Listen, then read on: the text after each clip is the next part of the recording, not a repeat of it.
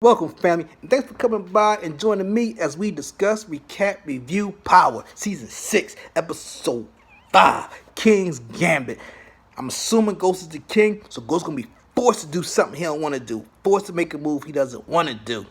Alright, family, sorry about the late review. I have a concussion going on. I'm going to do my best. That's why I was late. Ghost and Ramona. Ghost out here with the moves like he invented smooth. You can't tell me he ain't. Woo! Tariq, good kid, making dumb choices, dumb decisions. But I see where you get it from, because your mother, Tasha, making dumb choices and dumb decisions. Tommy, Team Tommy, this is you, baby. Tommy out here being that homicidal psychopath that we come to love. Something wrong with Tommy or something wrong with us? Let me know, family, what you think. Alright, let's get right to it. But as always, don't forget to comment, like, and subscribe. I'm going to start this one at the end. The end going to be the beginning. Here we go. So we got my man Tommy on the hunt for Proctor. Because Tommy done found out that Proctor going to snitch on him.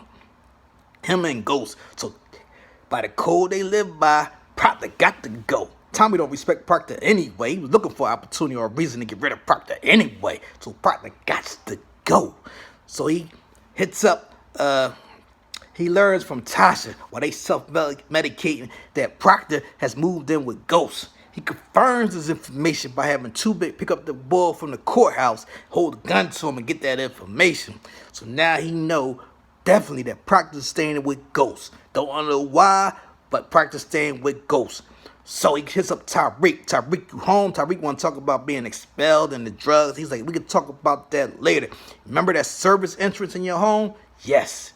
I need you to turn off the alarm and leave that door cracked and get out of there. Tariq wants to know, look, if you're going to hit my dad, you're supposed to tell me first. He's like, no, I ain't going to hit your dad, but I'm serious.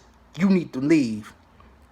Okay, so Tariq gets up, ready to go. He hear Lisa Marie crying. She's looking at some photos of her mother. He said, look here. They introduce each other. Look here, let's go get some ice cream. She's like, I'm lactose intolerant. I can't eat no ice cream. What about some hot chocolate? Get some hot chocolate with some marshmallows and some whipped cream. She down for that. Let's go. So they tiptoe on out the back to go get this hot chocolate. My man Proctor on the phone with Benny. He sees Tommy in the mirror. Turns around. Tommy like, it's showtime, baby. Tommy busting away. Don't worry, family. Don't worry. He got a machine gun, but he got the silent bullets. So nobody gonna hear nothing. Don't worry. So he busting away. Proctor dives behind a bulletproof sofa. Woo! Lucky that sofa was bulletproof. He's behind that sofa. But all those gunshots, he's shooting like 200 rounds, making Proctor feel like, I got to move, I got to get up. So what Proctor do? He puts on his visibility cloak, and he starts running towards the kitchen. Tommy busting like 200 rounds. Proctor must have forgot to cover up his leg, because Tommy was able to hit him with one shot, one bullet out of a machine gun to his leg. I thought he pulled a Charlie horse or something, the way he moved, but no, it was a bullet hole. So Proctor runs to the kitchen. Don't worry, family. Don't worry. He got behind a bulletproof countertop. And Tommy just shooting up the whole kitchen with his machine gun. Proctor sees the bullet wound. Don't worry. He rubbed some magic on it. Now he feeling all better. Proctor still feeling hot because all them bullets flying all around the place. So he puts on the visible cloak again. This time, make sure to cover up the legs. That visible cloak must have also been bulletproof, because Proctor ran right in front of the machine gun, right in front of Tommy's face. Tommy not hitting nothing. Proctor runs into the bathroom, shuts the bathroom door. Tommy can hear that though. Okay, I heard that chant. You in the bathroom. Tommy comes into the bathroom. Proctor goes into the bedroom and vanishes. Tommy looking for him in the bedroom, can't find him. Where he go? Where he at? So Proctor reappears in Raina's room. He looking for his baby girl. He can't find her. Calls her, where you at? She's like, I'm out here with Tariq getting some hot chocolate. I know I wasn't supposed to leave, Daddy. I know. But look, don't come back. Whatever you do, do not come back. Go to Uncle Benny's house. She want to know what's going on. He like, look here, you on your own now, baby. So Proctor gets up, she turns over the shelf. Tommy hears that. Okay, I know where you at now. You're in the bedroom. So Proctor know he done. So he grabbed a 2-ton mattress, throw it against the door. Think that's gonna stop Tommy. Tommy come through with the machine gun. The matches just drops. He shoots through the door. Proctor stands up like a man. This ain't over. For you it is. And Tommy lays him down, put him to sleep. Right there in Raina's bedroom. Whoo, man. Down goes Proctor. All right, Proctor.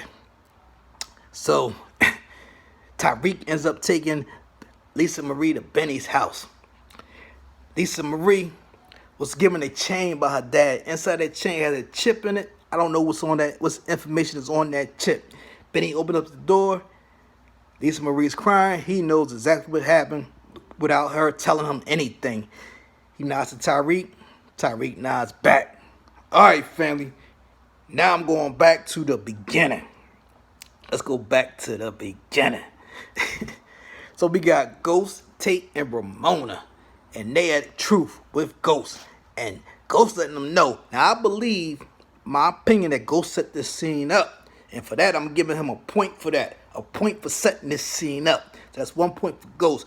I think Ghost did his homework and seeing that Tate's favorability rating went up. His approval rating went up after Ghost's involvement.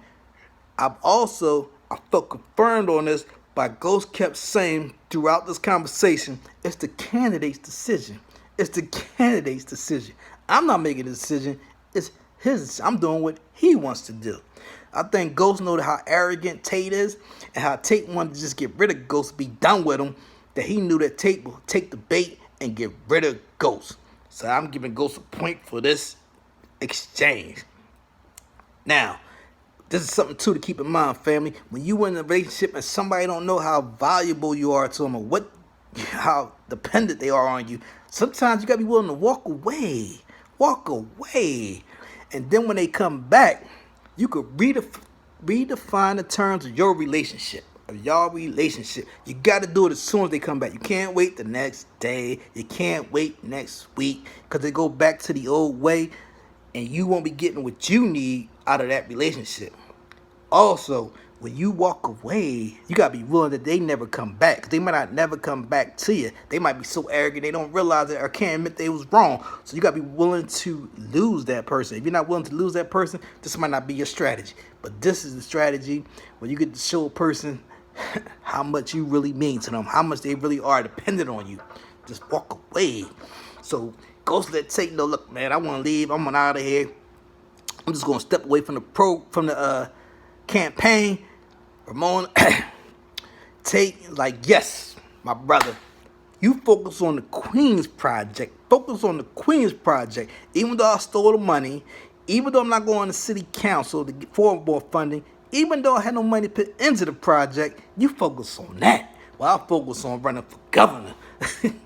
Ramona's like, hold down, slow down, slow down. Look, Tate, your numbers went up because of Ghost interaction. You wasn't known statewide. You didn't have your name or that recognition. His deeds or misdeeds caused your name to be well recognized. Tate didn't think about that. And Tate, if James also holds something on you, Ghost also holds something on you with that Queen's project, because you took that money and you're known because of the Queen's project, you staged the funeral to use it for your own gain. If all this information comes out, you'll be done. Your reputation will be done. So, Ghost let him know, look. I'm going to do whatever the candidate wants me to do. He's the candidate. It's his call. Tate like, yes, it's my call. Peace, my brother. I'm out. Tate leaves. Ramona says, look here, Ghost. She don't, because Ghost walking away from the campaign is also Ghost walking out of her life, and she don't want that. She don't want that. She's like, look there, Ghost. I'm just starting to dig you. But she's like, look, the Queen's Project, you can raise more money if you stay in the campaign. You get to tell your truth, not the man in the orange jumpsuit, but your truth with a bigger platform if you stay in the campaign. Candidate's decision, baby. Candidate's decision. I'm gone. So they leave. Then we got my man Dre coming through, and Dre is sweating. But my man Sax playing with his baby girl. Whatever happens to Sax, you deserve, champ. You deserve whatever comes your way for playing with people, baby girls like that. You don't play with people's children. That's just wrong all types of way. So Dre needs some information. And Dre know that last time I was around, Jason came by. Dre might have heard something. You know, he was doing a soft shoe, walking air, hustling. He might have heard something, but he need to confirm it. So he lets him know, look here, what's up with Jason? I need to tell him something. Tell me something on Jason. Ghost is like, I know this is soft shoe, walking, eavesdropping, dime dropping. Dre, I can't tell him but so much. All right, he knew Jason was here. And he probably heard the conversation. So let me just reiterate the conversation. Jason was, he came by and he wanted me as his distro because he's upset with his current distro. Dre like, okay, distro. He got my interest. Was Tommy the distro? Dre Ghost like, I'm talking to Dre. So I know I can't tell Dre really what time it really is. I cannot confirm that Tommy is the distro because one or two things going to happen. One, Dre can take that information back to Sax. If he takes that information back to Sax, they can lock me up on a conspiracy or a RICO case because you don't have to actually commit the crime, people, and you don't have to be caught up in a conspiracy charge or a RICO charge. You don't have to actually commit that crime. Ghost already knows all about that. Two, Dre might kill Tommy to insert himself in that position. So both of those things, Ghost ain't gonna really want right now. So he can't confirm or deny. He just like, if it is Tommy, we know Tommy. Tommy is known for messing things up. Dre had to laugh at that, yeah. Well, since you don't want the job, how about me, boss? Put me in the game. Put me, boss. I'm right here. I'm on the sideline, ready, willing, and able. Put me in the game, boss. Whoo, Ghost, man. Thank Dre. Thank, like he used to do Tommy. Thank Dre. Thank. You work for the federal government. True. If Jason finds out you working for the federal government, he gonna kill you and me. True. If Sax find out you working for Jason, you getting locked up forever. Forever, ever, forever. You ain't never gonna see that girl. That's true too. But we know Dre. We know Dre, and we know it ain't going down like that. Dre ain't gonna just let it go, because Dre wants to be distro. He wants to be king of New York. That's what I want to be. So Dre is going to plot to probably get rid of Tommy. I can see Dre going back to Sax and telling Sax, look here, Sax, I got something for you. You been asking me? I got something for you. Something big, like Elisa Mendez big. What I need from you, baby, is I need you to let me slide in Tommy's spot, because Tommy is the distro. If something happened to Tommy, I could slide in that spot. I could use James as an introduction and slide on in. Then you could build a case against Jason, another international drug dealer, another whole cartel, or whatever you want to call him. You could build a case against him, like Elisa Mendez. And Jason is probably bigger than Elisa Mendez because he's all through York. So think about that, Sax. Think about how your name will be out there. You be running the department. You be the new head. Think about that. I could do that for you if you work with me, so I can get rid of Tommy and have James slide me right in there. What about that, champ? What about that? I can see Dre doing something like that. So meantime, while Dre is finishing this conversation up with Ghost, that's over. And in comes Proctor, and Truth is just jumping. Like Truth is jumping today. All right, so that's over. So Proctor come by. Proctor let him know, look here, let Ghost know, look here, that witness is going to identify you. Ghost is like, man, look, I'm a changed man now. That's her choice. That's her decision. She was an innocent party. Tommy brought her into this. She was innocent. Proctor said, this ain't no good. I know how to get him. Because I know the code that he lived by. She took your money, champ. She ain't innocent no more. She did take my money. And by the code I live by, you take my money, that means you're going to do what we agreed upon, or you give my money back. That one or the other. But you ain't going to take my money and still testify against me. What you think I am, a nut? What you think I'm a sucker? No, it ain't going down like that. So Proctor's like, I better pull the strings a little bit more. If she testify, everything you do is going to go public.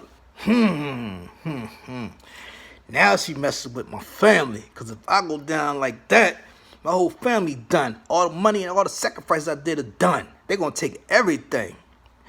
So he tells Proctor to leave.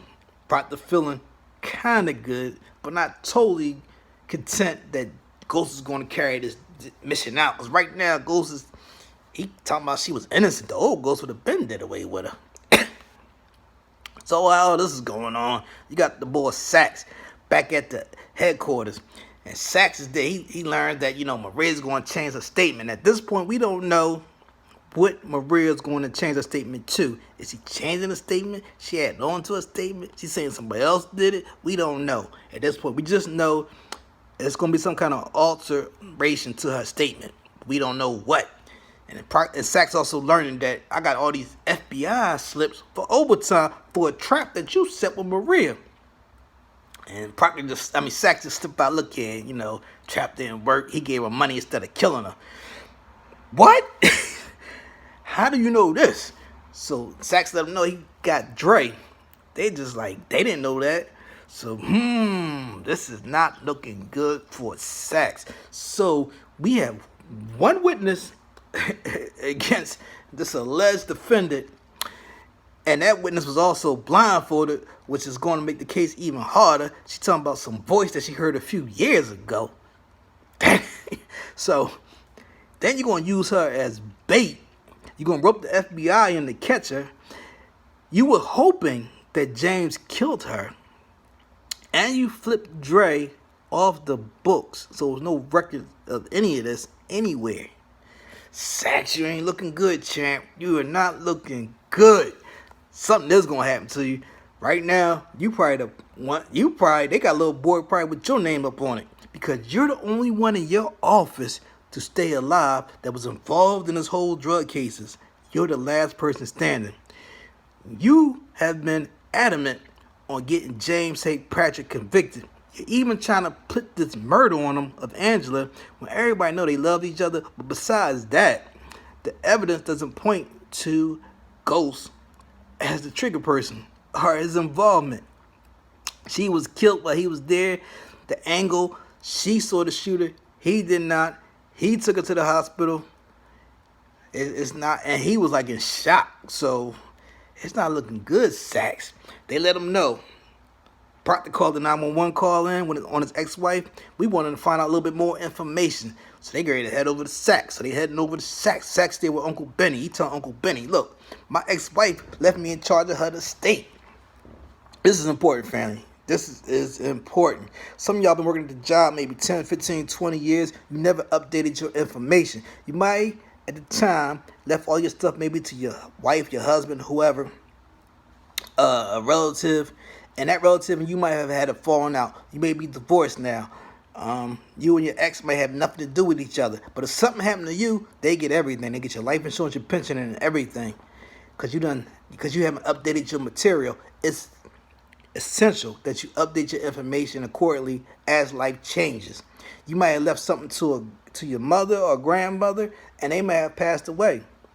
So you may want to leave it to your children. You may want to leave it in a trust fund for your children. But you got to update your information. Everything. Your pension, your will, everything. Your property. Update your information because there's nothing to say that the person you leave it to has to spend 1 penny for your funeral or 1 penny for the ones you love. So this could be a rippling effect that damage your kids and your family legacy. So keep that in mind, family. Alright, so in comes Sax and his boss at the door, and they come on in. I'm like, what kind of lawyer is Proctor? They don't even have a warrant. Like, what the? This don't make no sense. This don't make no sense at all. I think this was just a plot convenience and I think this was just written in to get them into the apartment. Because a real attorney, or even not an attorney, a common person would know, you don't got no warrant. get him out of here. And him being an attorney, there's no way he would have let them in. I probably called 911. Like, these guys are trespassing. They done entered into my property without my okay. They got the roll. I probably would have grabbed the bat or something. Like, either y'all roll up out of here or it's going to be batter up. But another plot convenience is that Sax had to go to the bathroom and Proctor let him go. Man, I would not let no, he would not use me. You ain't going back, you ain't doing nothing in my bathroom. I don't want nothing of yours in my bathroom, all right? If you got to do something, it's a Starbucks or whatever down the street. You handle it there, but not over here. And another plot convenience was the book bag down the hallway was the bathroom. The book bag is right outside the bathroom. They had to write this in because they had to figure out some type of way for Sax to get the recording.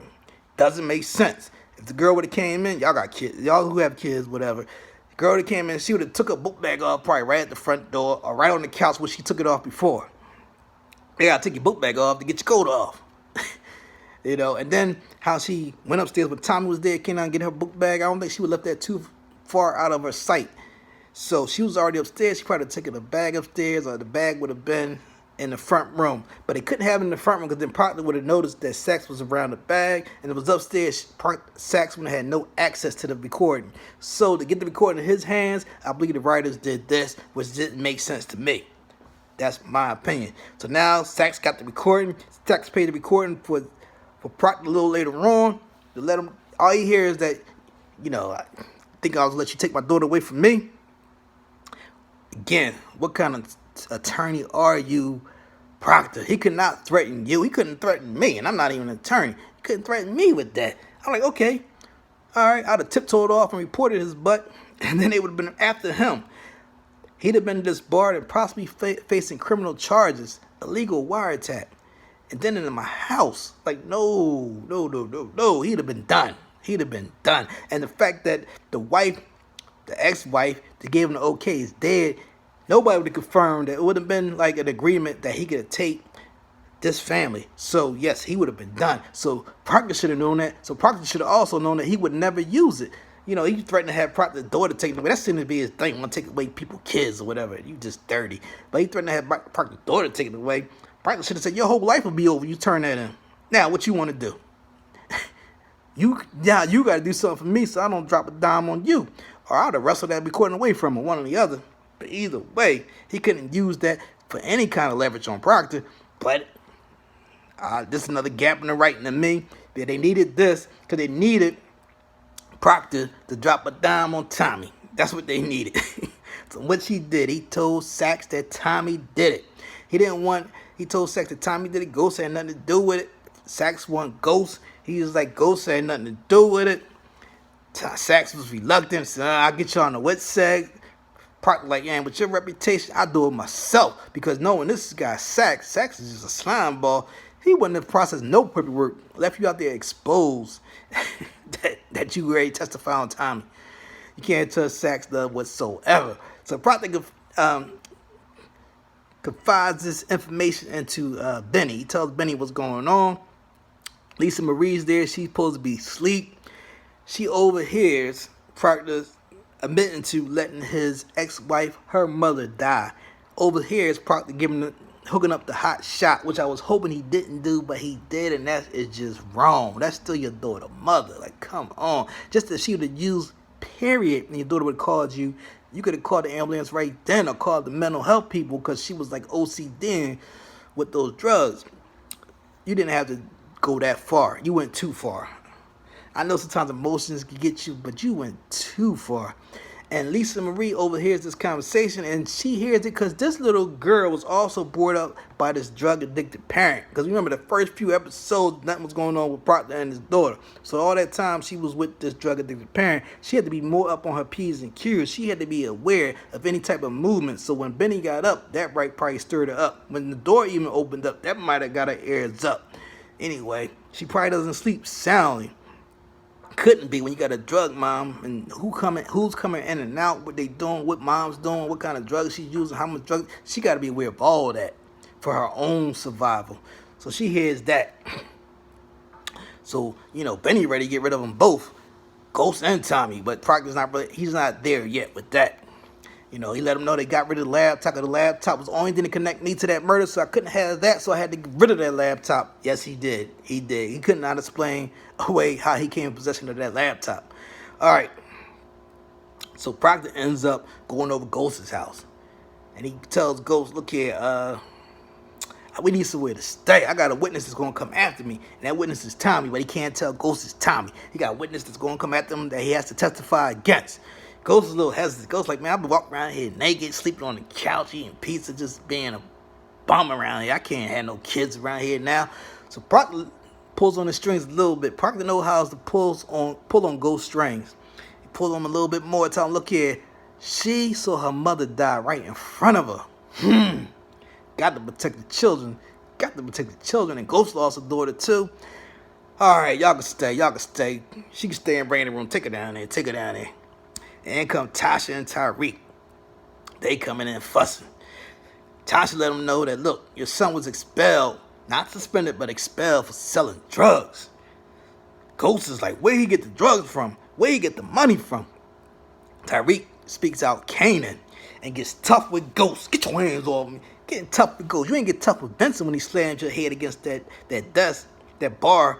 You ain't get tough with Vincent when he pulled that gun out on you. But now you want to get tough with your father because you feel safe. That's the only reason. You lose some points for that. You lose some points for that, Tariq. Proctor comes on out in the midst of Tasha and Ghost arguing. Ghost blaming Tasha for her setting that plan up to set up Canaan and having Tariq involved. Tariq did love Canaan in a strange type of way, and Tariq also did see Canaan murdered and did see Canaan commit murders. So yeah, y'all should have got him some help after that. Y'all really should have. Anyway, so Proctor comes in. Proctor probably overheard them arguing and wanted to break that up. So he came in, I forgot my bag. She stepped off once she realized that Proctor's staying there.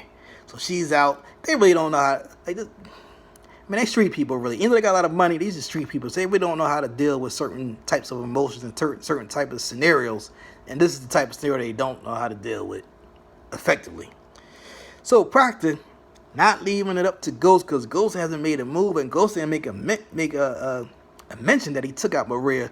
Proctor like, I'm still exposed. Let me go call the psychopath. Let me go call the Joker wannabe. Let me go call him. So he meets Tommy in a park at night, and Tommy holds a razor, a knife to Proctor's throat. Proctor, you can't go out like that. You can't go out like that. Like, you gotta do something. You gotta show this boy don't respect you none at all. You gotta do something. Like, you just your fear got you from doing something. You gotta do something to prove that, look, this relationship gotta change or you gonna cease to exist or something. Like, you gotta pull some type of leverage. It can't go on like this. It ain't never gonna get good, and you feel like so you can't walk away from him, and he know you scared of him, and he just messing with you like this ain't gonna work. But anyway, to each their own. That's you happy, I'm happy. All right. So he lets Tommy know. Remember Maria, the one when y'all grabbed up her boyfriend? Oh yeah, I remember her. I remember. Well, she got identified you. She gonna testify against you and Ghost. Like, man, Ghost should let me put a bullet in her head back then. So he said, look here, why are you interested in this, Proctor? Proctor let him know, look here, if she go down, if she testify against y'all, I'm going down too. Tommy can understand that, because Tommy can't do no time. We saw that one time Tommy was in jail. He's ready to drop a dime on Ghost. I don't know why he running around here like he's some killer. When it's time for him to do some time, he ready to drop a dime. Ghost didn't know about that. Ghost probably would have had to handle him a little differently. He might have chose Angela over Tommy if he knew Tommy was about to drop that dime on him. But anyway, to all Tommy need to know, where she at? So Proctor obliges. This is where she at. So Tommy tiptoes up the fire escape through the window. These boys love using those fire escapes and tiptoeing through the windows. Hides in the closet when he hears somebody coming. In comes Sax and Maria. It's late at night. Sax over there late at night. Sax like, yeah, I'm going to see what time it is. Maria start talking about the case. He like, man, come on, girl. So he start talking about, yeah, I saw who kidnapped me. The blindfold, I was able to see through it. I remember him. Sax like, man, look here. I ain't coming for all that. I thought he was about to do something. Look here. I got another witness anyway. I got the lawyer. The lawyer's going to testify against Ghost and Tommy. So look here, we'll just do this in the morning, because I ain't coming here for no head about no case. So he leaves. Out comes Tommy, Red counting that money. Tommy like, you remember me? Through the mask, and he kills her. Takes the money that Ghost gave her and tiptoes on out of there. Later, Ghost comes by to also do the same deed and finds her body's already dead. He picks up the envelope that he gave her the money in, and he tiptoes on out of there. All right. Tasha,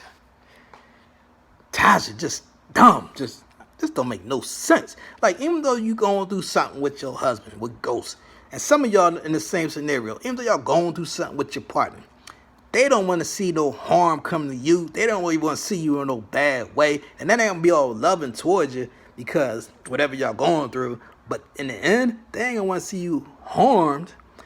You know, Ghost is still taking care of you and the kids. And your money situation, I wonder, like, when Ghost went to see you in your place, he asked you, how much money you paying for this? Because Ghost know how much money he giving you. And this is how y'all living off of what I'm giving you? Tasha, and you don't have $400. You don't have $400 to get this man, regardless, like, of the business. You don't have $400. Like, Tasha, you should have told Ghost what was going on. This man, for every reason, don't recognize your face. But if you'd have told him who your husband is, everybody, all the thugs, every gangster, every soldier, street soldier knows Ghost. Why? Not just because of his drug dealers, but he went to jail once for murder of a federal attorney. Another attorney was killed in his presence. That he was caught up in that case. He got the thing going on with Tate. He got the Queens Project going on. He was already suspected of being with the Jimenez cartel. That information was out there about him being this big drug lord. Everybody know Ghost. If you'd have dropped Ghost's name, this man, Zig would have backed off. He'd have been like, man, I'm sorry. I ain't know, because he ain't going to want that kind of heat. Because them boys ain't no joke. Like, Ghost is like another level than Zigzag and the rest of them. So if you'd have dropped that, Zigzag would have backed off. If you was too shook to drop his name, you would have told Ghost what was going on, Ghost probably would have played you. He probably would have been like, that's what you get. What you going to do now? You want to be on your own? How you going to handle it? But rest assured, you know and we know that Ghost would have handled that business. He'd have thought about it. It'd have been on his mind, bothering, and he would have took care of Zigzag. Either Zigzag would have backed up or Zigzag would have disappeared. He would have just disappeared, took a long vacation somewhere. We all know that. But what do you do? What do you do, dum-dum? What do you do? I don't mean to call you dum-dum. I'm sorry. I don't want to call sister dum-dum. But what do you do? You go and want to get in business with this man. This man don't care nothing about you. He'll get you up in a heartbeat if need be. No telling what type of plans he might have for your daycare. And then, on top of that, you get the girl, Aspirations or something. Whatever her name is. I forget her name. Her name is, Aspirations or something. I don't know. You get her. Want to bring her in to sell drugs. And she got a big mouth. And she is loose. Crazy. Tasha, you crazy. Your family might go down because your side drug dealings with this boy. Your family might go down. Ghost kept you out of the drug game. Unlike Tommy and Keisha or LaKeisha, he kept you out of the drug game. You gotta have somebody clean to take care of them kids. Like, come on. Just stupid. Alright. Makes no sense. So my man Tariq, he gets picked up by Vincent. Vincent followed Tariq over to Benny's house when he dropped off Lisa Marie. Vincent tells Tariq he done jeopardized his product. So he picks Tariq up. Tariq calls Ghost. Ghost comes into the place. He sees it all shot up. He's looking for Tariq. They tell him, Sax comes out, tell him, look here. Proctor was by himself. Nobody else was here. Ghost didn't even ask about the little girl. I guess he figured Tariq and the little girl was together. Tariq calls. I don't know what the conversation was, but obviously it was to come meet him. It's an emergency. Tommy gets a 911 text from Tariq to come meet him. It's another emergency. Tommy arrives, gun drawn. Ghost and Tommy see each other. They think they set each other up. They don't know what's going on. My man Vincent come out. Not my man Vincent. I can't ride with Vincent. Vincent come out. Says, I set y'all up. The two brothers stand right beside each other. Because brothers going to work it out. Work it out. Brothers going to work it out. Just like we used to do, man, like... Sometimes you be fighting you might be fighting another avenue or another block or something like that, but y'all from the same neighborhood or somebody else from outside that neighborhood, jump off, pop off, or y'all downtown somewhere else, y'all work it out. Y'all band together because y'all from the same hood. So brothers gonna work it out. Vincent let them know, look here, I need $2 million in 24 hours or I'm killing Tariq. How many parents out there probably would say, peace. Do what you gotta do, Vincent.